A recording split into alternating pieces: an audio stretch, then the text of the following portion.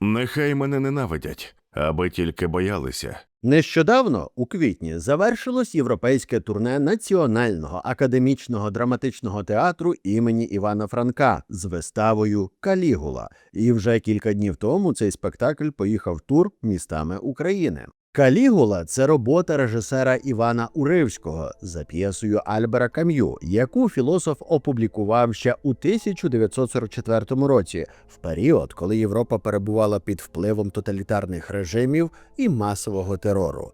У центрі твору імператор Калігула, як не дивно, який переживає особисту втрату, смерть коханої і напівставки сестри Друзіли. І після цього доходить до висновку, що життя не має сенсу, люди смертні і нещасні. Відштовхуючись від цього, імператор починає свідомо руйнувати звичні уявлення своїх підданих про порядок і справедливість. Мета імператора – перевірити, наскільки далеко можна зайти, якщо не бачити жодних обмежень ні моральних, ні релігійних, ні людських. Така ідея повної свободи, відірвана від будь-якої відповідальності, поступово перетворюється на насильство, яке вже нічим не стримується. Тобто Кам'ю показує, як логічно вибудована позиція, доведена до крайності, може призвести до руйнування як внутрішнього, так і зовнішнього. Сама ж вистава зроблена так, що кожен глядач у залі проводить свої паралелі з сучасністю. І головне, що ці паралелі ніхто не нав'язує прямо. Спектакль чудово заходить навіть для тих, хто ніколи не чув імені Калігула, за рахунок пластики, інтонації та гри акторів. Але попри те, що сама вистава прекрасна, вона все ж вражає сильніше, коли розумієш, ким був реальний імператор. Тому сьогодні про Калігулу. Калігула закріпився у нашій колективній пам'яті як уособлення найгіршого типу правителя – неконтрольованого, жорстокого, переконаного у власній божественності тирана, якому ніхто не насмілювався заперечити. Його образ ставить перед нами етичну дилему, змушує задати собі запитання, що б я сам зробив, якби зустрівся з ним? Чи брав би участь у його божевільній грі і групових обнімашках, щоб вижити? Чи ризикнув би всім, виступивши проти нього і сказавши правду?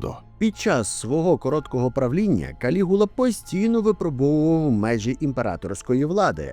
Його цікавило не лише формальне значення титулу, а реальні можливості, які він дає, та чи існують для правителя обмеження взагалі. Результати таких експериментів виглядали настільки божевільно, що в них важко повірити, а тим більше описати. Але якщо Святонію вдалося, то і мені вдасться. А перед початком не забувайте поставити вподобайку цьому відео і підписатись на канал. Попередження. Як ви вже зрозуміли, автор і диктор мізогіни, інцели, праворадикальні ліваки, які жартують про інтим, релігію і тупість людей, хоча ми теж тупі. Отож, ви попереджені. Поки не пізно, вимкніть відео, адже воно шкідливе для вашого здоров'я. Відкатка яйцями не поможе. Гай Юлій Цезар Германік народився 31 серпня 12 року нашої ери. Він був третім із дітей у родині Германіка, відомого полководця, племінника і прийомного сина імператора Тиберія. Мати Калігули, Агріппіна старша, також походила з найвищих кіл. Вона була улюбленою онукою Августа, першого правителя Риму в імператорському статусі. І я знаю, що ви чули цю інформацію у відео про мамку Нерона.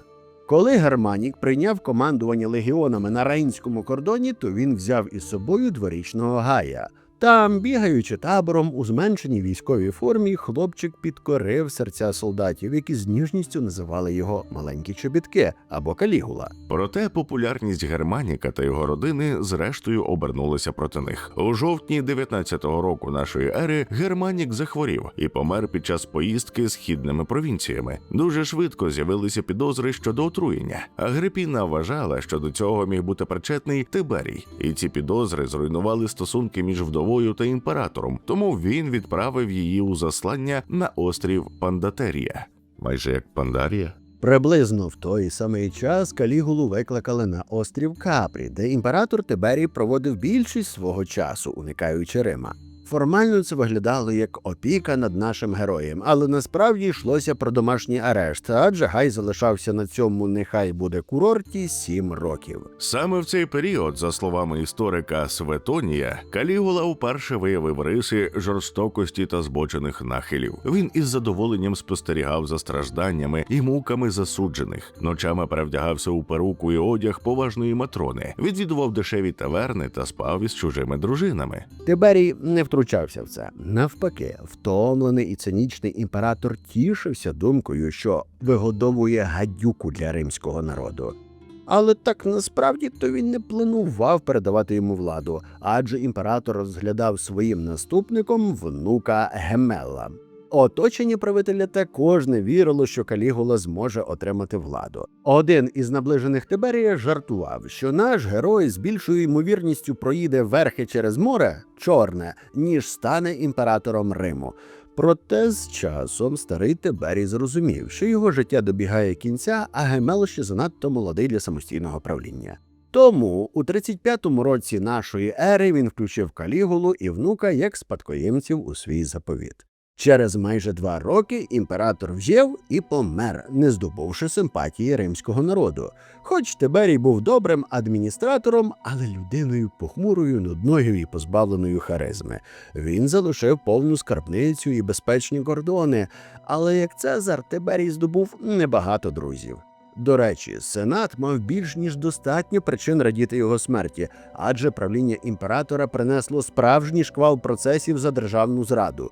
А абсурдність багатьох справ підкреслювали навіть сучасники. За словами Светонія, причиною смертельного вироку могла стати навіть дрібниця. Зрештою, такі дрібниці ставали справою життя і смерті. Вдарити раба біля статуї, переодягнутися, мати при собі в громадському місті або вдома зображення Августа, викарбоване на монеті чи персні, образити будь-який його вчинок або слово. Зрештою, загинув навіть той, хто дозволив обрати себе на посаду у своєму поселенні в той самий день, коли колись для Августа було встановлено почесні уряди. Неважко здогадатись, що це не створювало комфортної атмосфери для сенаторів, які постійно боялись випадково зробити щось, що могло б вважатись образою Цезаря. Вони воліли жити тихо, не висовуватись і рубати картоху. Цей стан напруження впливав навіть на самого Тиберія, який волів проводити час на мальовничому острові Капрі, ніж вислуховувати нескінченні доноси одних вірних сенаторів на інших. Зрештою, йому це набридло, і він вирішив більше ніколи не повертатися зі своєї літньої резиденції до Рима. Через свою замкнуту натуру, похмурість і хворобу шкіри, на яку він захворів у пізньому віці, Тиберій не намагався здобути прихильність людей, але будь-яка доброзичливість, яку піддані ще могли відчувати до свого Цезаря, остаточно зникла через переслідування Агрипіни, онуки Августа та її родини. Цього вчинку римляни Тиберію не пробачили. До того ж, як з'ясувалося згодом, змова була вигадкою. Тож, коли старий правитель взяв і помер, Калігулу швидко проголосили імператором впливові друзі, яких він знайшов на Капрі, включаючи префекта преторіанської гвардії Невія Суторія Макрона та тестя Марка Юнія Сілана. Так, на цей момент Калігула встиг одружитись. Цікавинка. Хоч багато джерел погоджуються, що смерть Тиберія була природною, інші повідомляють, що її, можливо, поспішили Калігула та Макрон, не той, які задушили старого його ж власною постільною білизною. Одним із перших рішень Калігули, як Цезаря, було перевезення праху його закатованих матері і братів і вшанування їх належними почестями. Потім він установив державні щорічні жалобні жертвоприношення за них. Крім того, на честь матері – циркові ігри. Він подарував колісницю, щоб її статую, встановлену на ній, возили в урочистій процесії. На пам'ять про батька він назвав місяць вересень Германіком. У свою чергу своїй бабці Антонії одноразовою постановою Сенату він надав усі почесті, які колись отримала Лівія Августа. Після чисток Тиберія у найближчому колі Калігули залишилися лише його сестри – Юлія Лівілла, неважлива для цього відео, Юлія Друзілла, дуже важлива і гаряча штучка, та Агрипіна молодша, мамка чоловіка, який любив, як воно горить.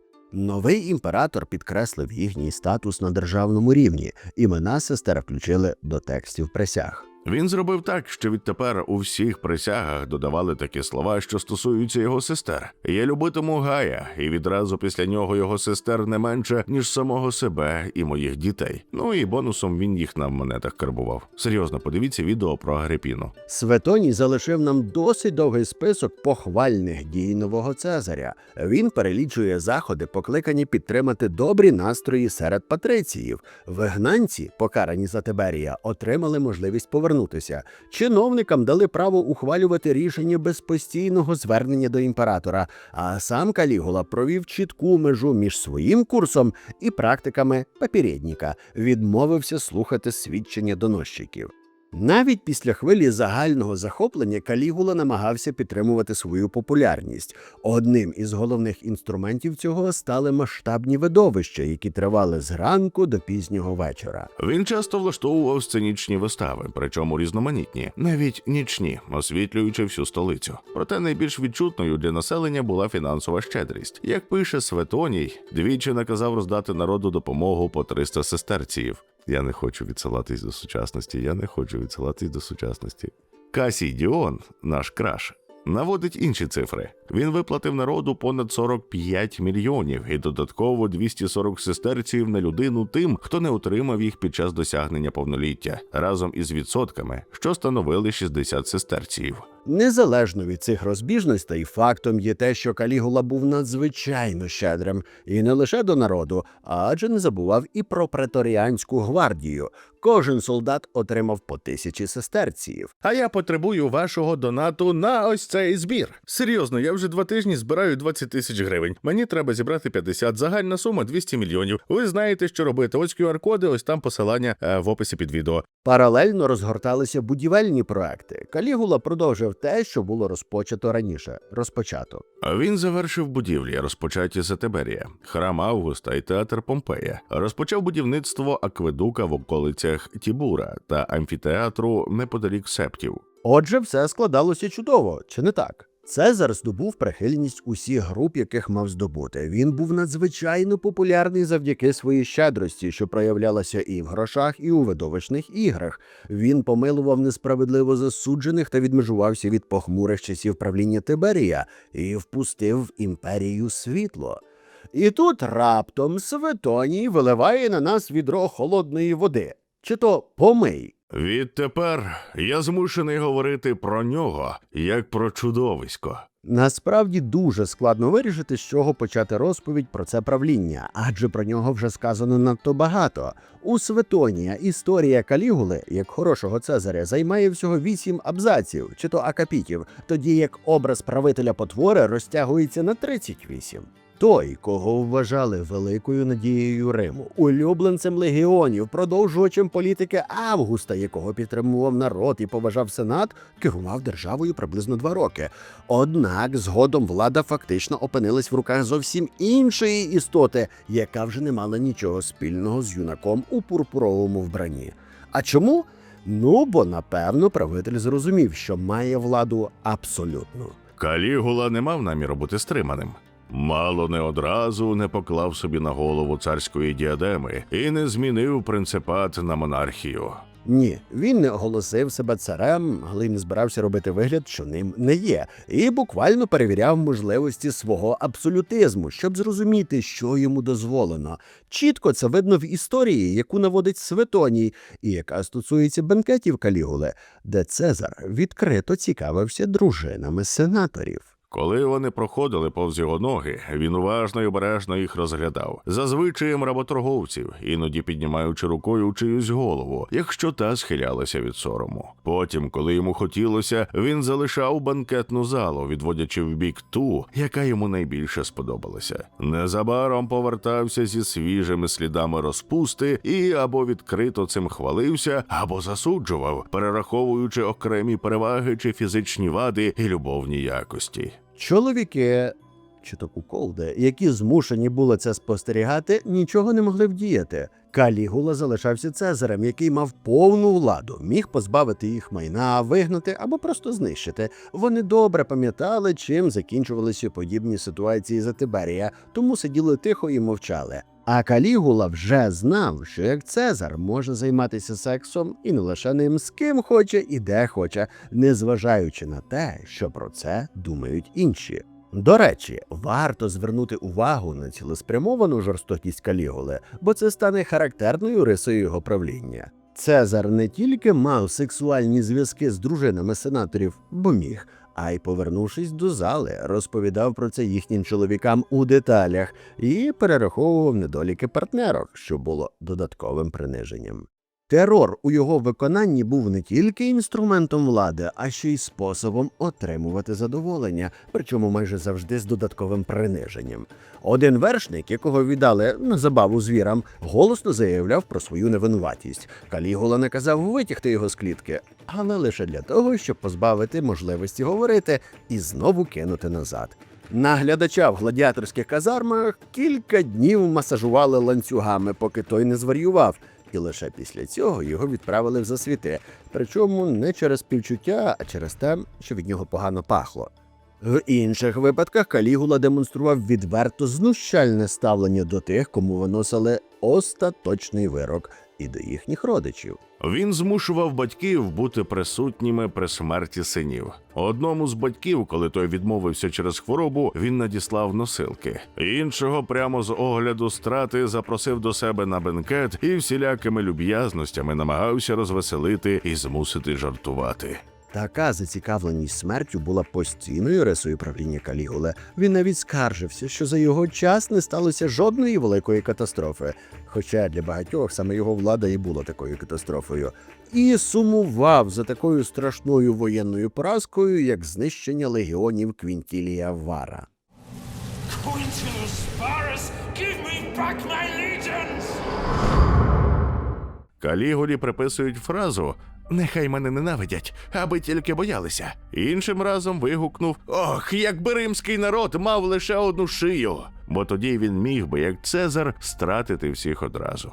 Єбанько. Поступово, зводячи вплив Сенату майже до нуля, Калігула почав приписувати собі божественні риси. Він наказав збудувати храм на свою честь і встановити там власну статую в людський зріст, одягнену так само, як він. А вимога встановити іншу свою статую в Єрусалимському храмі ледь не призвела до конфлікту в Юдеї. Фріром. До того ж, імператор з'являвся перед людьми в образах богів і богинь, використовуючи театральні костюми, що виглядало ще дивніше на тлі чуток про його зовнішність, через яку Калігулу називали козлом, бо занадто волосатий був. Як і в інших сферах, імператор не зупинявся і в питаннях сексу, постійно намагаючись зрозуміти, де проходить межа дозволеного і чи існує вона взагалі. Де ці червоні лінії? Жінки, яких він обирав, належали до найвищих кіл. Вони були вільнонародженими і мали чоловіків, що саме по собі вже означало пряме порушення табу. І це був лише один із багатьох способів, якими він демонстративно ігнорував подібні обмеження. Також наш герой кохав у різних позах і чоловіків.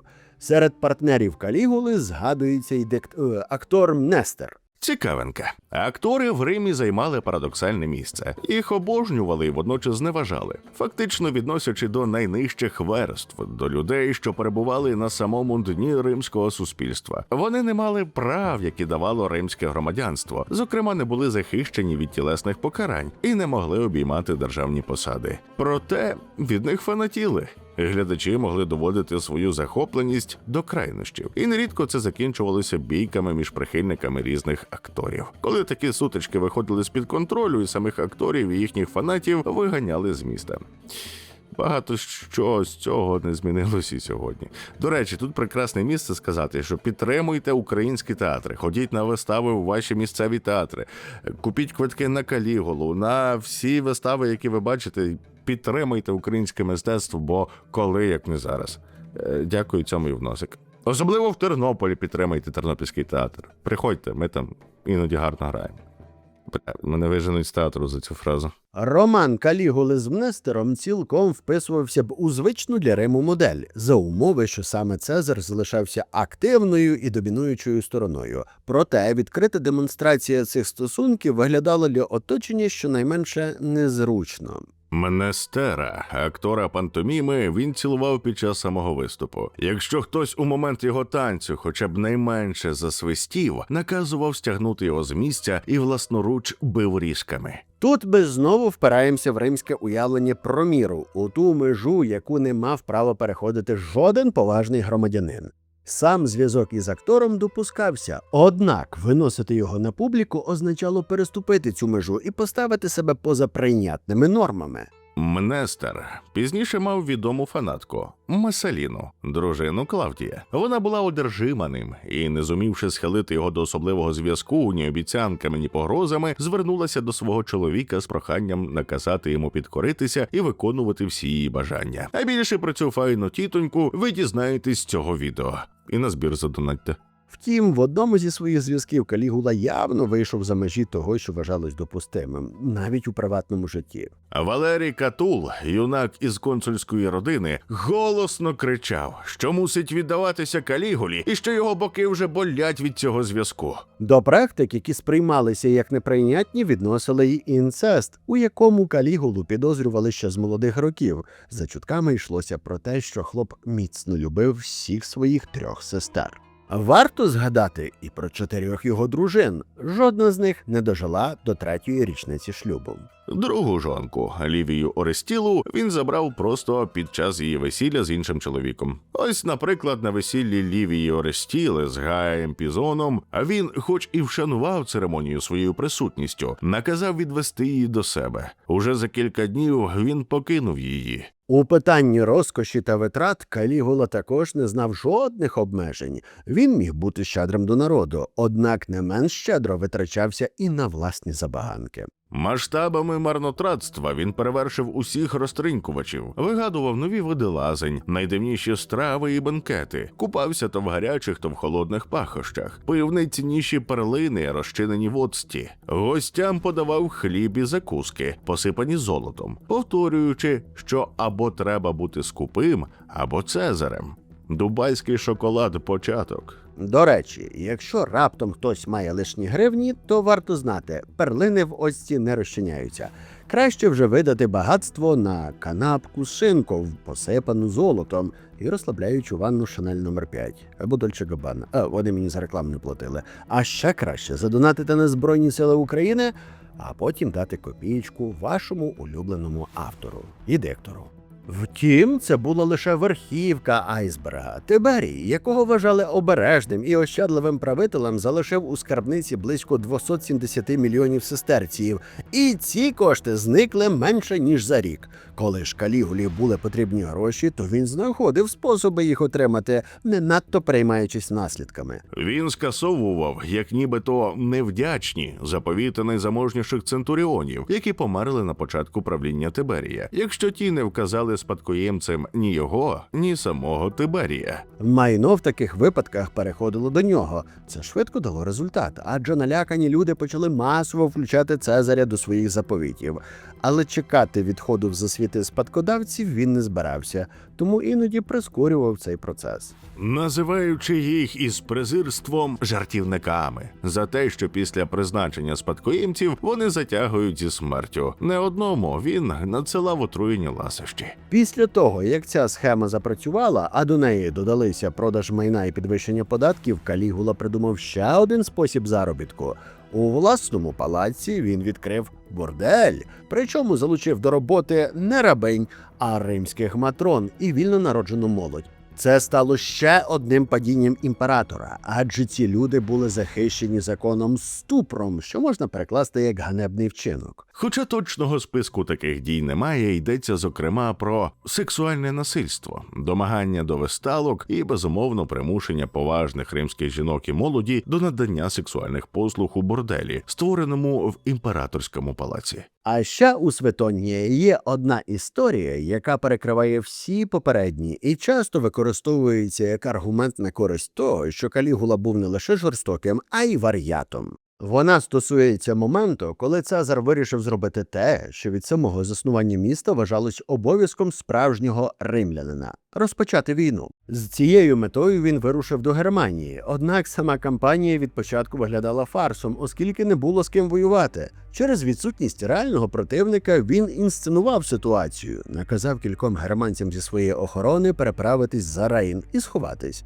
Коли це сталося, він разом із друзями і загоном преторіанської кінноти помчав до найближчого лісу, наказав зрубати кілька дерев і, прикрасивши їх у вигляді трофеїв, повернувся вночі при смолоскипах. Калігула, однак, не хотів завершувати цю гру у війну і вирішив атакувати наступний об'єкт – острів Британію. Вишикувавши війська на березі протоки, він віддав наказ. Але це не був наказ сідати в човни і вирушати в море, а щоб солдати пішли на берег і назбирали якомога більше мушель. Вони так і зробили. Коли зібрали повні купи мушель, Калігула оголосив перемогу і почав милуватися величчю свого тріумфу. Що про це думали солдати? Хизи. Те, що їх змусили збирати мушлі на березі, ніби дітей, напевно, ображало легіонерів, і вони точно не бачили в цьому нічого смішного. Це означає, що і солдатів слід додати до списку тих, кого Калігула відкрито і повністю зневажав. Ось таким був Калігула, правитель, який знаходив задоволення в тортурах, перетворював смерть на розвагу, принижував сенаторів, розтрачував державні ресурси, підживлюючи власну манію величі, і не обмежував себе в сексуальних крайнощах, які навіть у Римі сприймались як вихід за межі норми і закону. Він бачив себе живим божеством, тож у такій ситуації важко дивуватися, що його правління закінчилось вночі зухвало топором. Цікаво, що причини цього трукрайму були зовсім не такими, як можна було б очікувати. Цезаря не грохнув якийсь відчайдушно сміливий чоловік, який діяв із благородних мотивів, щоб врятувати Рим від безумного правителя. Ні, Калігулу позбавили життя, бо він насміхався з чужого голосу, прям як диктор з мого, точніше з голосу Касія Хереї, військового трибуна преторіанців. Гай мав звичку дражнити цього вже немолодого офіцера, називаючи його слабким і бабою, обкидаючи всілякими образами. Коли той просив пароль, він давав йому Пріап або Венера. Коли той дякував йому за щось, він простягав руку для поцілунку, надаючи їй непристойної форми і руху. Коли Калігула проходив критою галереєю палацу дорогою до театру, Херея ззаду завдав йому удару мечем, вигукнувши «Бий!». Інші змовники одразу приєдналися і почалася кривава розправа. Решта змовників добила його 30 ударами. Їхнім спільним кличем було «Полтори!». Дехто вдаряв навіть у причинні місця. І ти, Брут. Ой, не той Цезар. На шум прибігла охорона, яка почала знищувати нападників, але в хаосі загинули і випадкові люди, зокрема кілька сенаторів, які не мали стосунку до змови. Так завершилось життя Гая, відомого як Калігула. І перед тим, як закінчити відео, варто поставити ще одне запитання. Ким він був насправді – божевільним, чудовиськом чи чимось складнішим, ніж ці прості визначення? У нас збереглось не так багато джерел, які розповідають про правління Калігули, окрім Светонія, який написав свою версію подій через 60 років після сумної кончини імператора. Також можемо почитати Касія Діона, який залишив нам свідчення подібно детальні, але створені майже через 200 років після цих подій. На жаль, розповіді Тацита не збереглися, що є великою втратою, адже згадки про Калігулу, які містяться в інших його творах, свідчать, що це було б найважливіше джерело. У римській літературі Калігулу згадує філософ Сенека, сучасник Цезаря. Єврейський історик Йосип Флавій також присвячує пару речень особі імператора, бо саме він вирішив, що в найважливішому для євреїв місці, тобто в Єрусалимському храмі, бракує його статуї. Решта, хто писав про нашого героя, були з сенаторського класу, який ненавидів Калігулу і мали вагомі підстави очорнювати його ім'я. Іншими словами, до деяких фактів про його жорстокість краще ставитись з певною часткою скептицизму. Візьмемо, наприклад, широко висвітлені вимоги Калігули ставитись до нього як до Бога. Це, насправді, було стандартною практикою в римських колоніях, які були змушені визнавати імперський культ. Але немає жодних доказів, таких як карбування монет, які б підтверджували подібну вимогу в Римі чи навіть Італії. А ще є сумнозвісна історія про призначення коня Калігули консулом. Погроза, яка таки не здійснилася. Цей епізод пояснюється тим, що роздратований імператор насміхався зі своїх ворогів у сенаті, ворогів, яких він вважав настільки некомпетентними та безпорадними, що їх легко можна було б замінити твариною. Також спірним залишається питання особливих зв'язків Калігули з його 3 сестрами, яке вперше з'являється у Светонії, і даремно шукати таких згадок у Флавія чи Сенеки. Розповідь Тацита для нас втрачена, але можна припустити, що він не згадував про палку любов в розділі про правління Калігули, якщо врахувати, скільки уваги він приділив знищенню пам'яті про Агрипіну молодшу. І при цьому не використав такого потужного аргументу, який міг би остаточно зруйнувати її репутацію. І це важливо, адже він мав ідеальну нагоду завдати такого удару, описуючи, як Агрипіна стала імператрицею Риму, звабивши Клавдія, свого хтивого дядька. До речі, у автора є 4 бонусних відео на дану відверту тематику з дуже цікавим відеорядом. І щоб отримати їх в подарунок, достатньо задонатити від 100 гривень за цими QR-кодами, які ви бачите на екрані, чи за посиланнями у описі.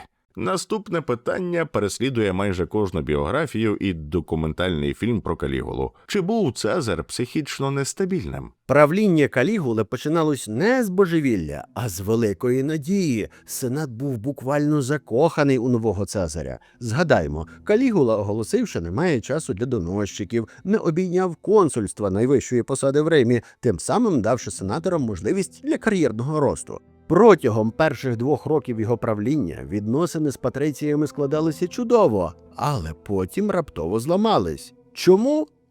Можна назвати декілька пояснень цієї зміни. Наприклад, уже через 7 місяців правління імператор серйозно захворів. Точно невідомо, від чого він страждав, але деякі стародавні джерела підозрюють, що це був нервовий зрив. Інші – епілепсія чи якась подібна хвороба. В будь-якому випадку це спричинило спалах загального відчаю. За хворого Цезаря почали ставити свічки за здравіє. Публій Афраній Потітус присягався, що з радістю віддасть життя за одужання молодого правителя. Інший громадянин пообіцяв, що виступить на арені як гладіатор, аби тільки Цезар уникнув смерті. Найкраща частина цієї історії така: коли Калігула одужав, він змусив обох цих надлояльних підданих виконати свої обіцянки. Ще одним ударом стала смерть його улюбленої сестри і коханої Друзіли в червні 38-го року, яку теж часто вважають переломним моментом. Беззаперечно, Калігула важко переживав її втрату. Він організував масштабний похорон, і весь Рим був змушений разом із ним носити жалобу. Після смерті Друзілли він оголосив повне припинення судів. І в цей час смертним злочином вважалося сміятися, митися, обідати з батьками, дружиною чи дітьми. Ці 2 моменти – незрозуміла хвороба і смерть сестри – виглядають як чудове пояснення його подальшої поведінки. Трагедія змінює людину, і улюблений правитель перетворюється на жорстокого тирана.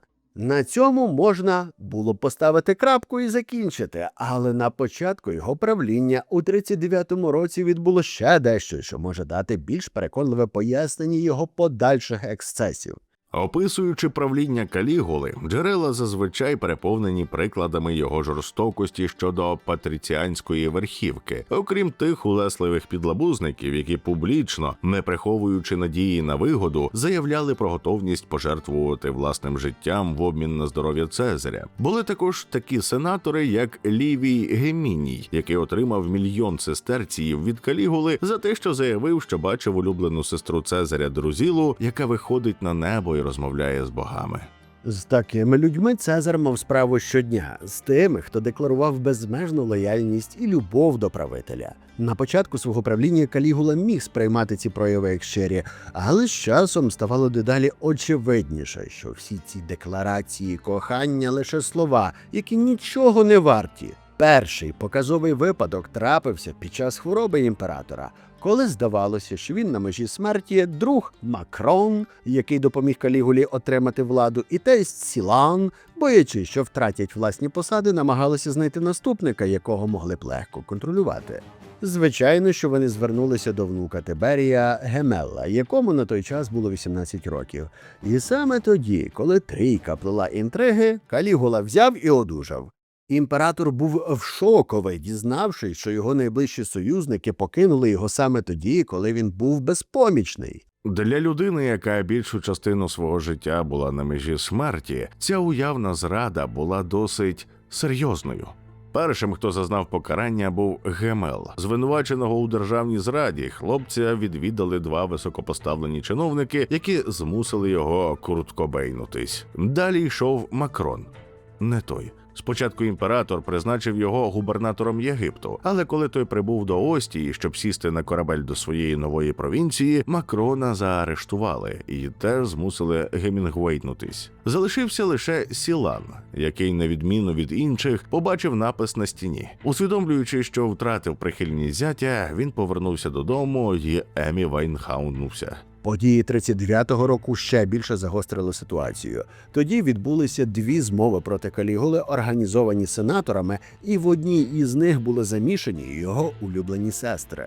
Про першу змову відомо небагато. Касій Діор згадує про неї побіжно, зазначаючи, що у ті та наступні дні багато найвидатніших людей загинули за вироками суду, а також багато інших менш значущих у гладіаторських боях. Невдовзі після цих подій Калігула виступив у Сенаті з промовою. Вона стосувалась процесів про державну зраду за часів Тиберія, а точніше ролі, яку в них відігравали самі сенатори. Він окремо розглядав кожен випадок страти і намагався довести, принаймні так це виглядало, що саме сенатори були відповідальні за більшість цих вироків. Докази, нібито взяті з документів, які колись було спалено. Він наказав зачитати імператорським вільновідпущеникам. Можна уявити, як у сенаторів палало, коли Цезар нагадував їм їхні вчинки, а наприкінці додав: Отже, я не повинен очікувати від вас жодного пристойного ставлення. у цих словах звучить не лише звинувачення, а й певне розуміння механіки влади.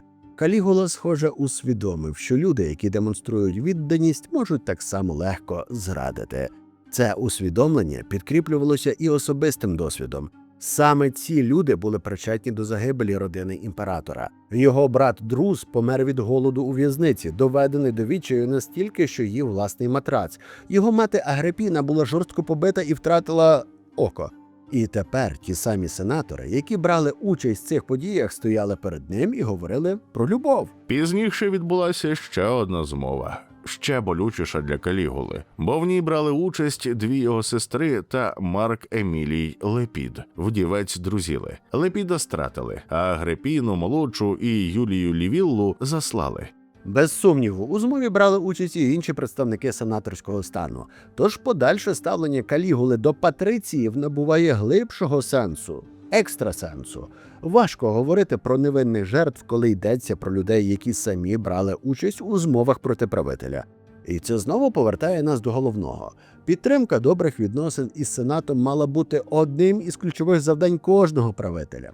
Калігула, однак, обрав інший шлях. Шлях терору. У його руках була доля людей, які зруйнували його родину, і він не збирався цього забувати. Він засуджував сенаторів до каторжних робіт, змушував їх битися на аренах, викликав серед ночі під загрозою смерті, а потім принижував їх перед усіма. Він хотів їх зламати, і йому це вдавалося. Ну і на цьому тепер точно можна ставити крапку, адже у вас є їжа для роздумів. Свої думки, як завжди, пишіть в коментарях. А на сьогодні це все. До наступного. І пам'ятайте, що історія – це сексуально.